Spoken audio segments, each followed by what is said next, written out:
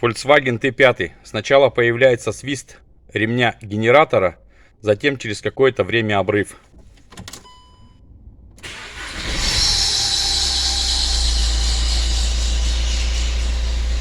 Смотрите, почему это происходит. Вы купили новый ремень, поставили, со временем он подрастянулся, и вот здесь начинает между двумя роликами соприкасаться. При запуске холодной машины появляется свист. Свист, пока ремень холодный. Только ремень немножко нагревается, свист пропадает. Но трение происходит дальше.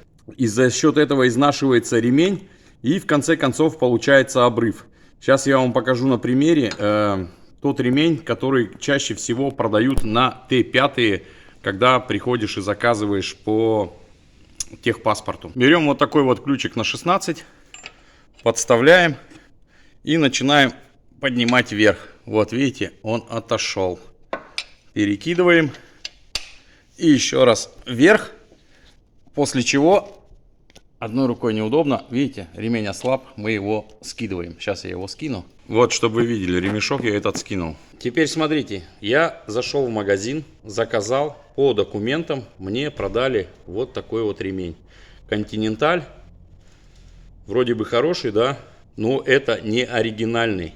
И он чуть длиннее, чем оригинальный. Смотрите, я поставил новый ремень. Смотрите, какое расстояние.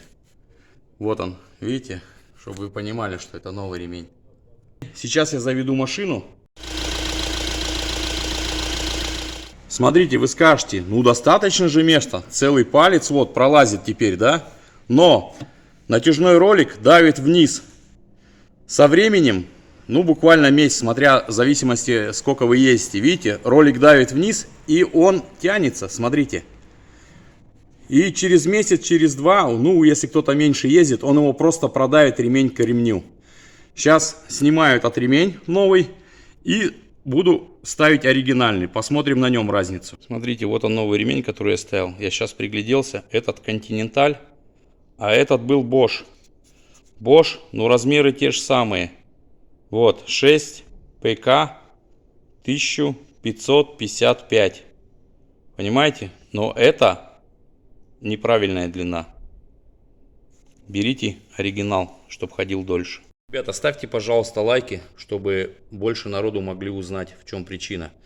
Вот это вот оригинальный ремень от Volkswagen T5, взятый на Volkswagen. Сейчас я его поставлю. Смотрите, в принципе, почти то же самое, да?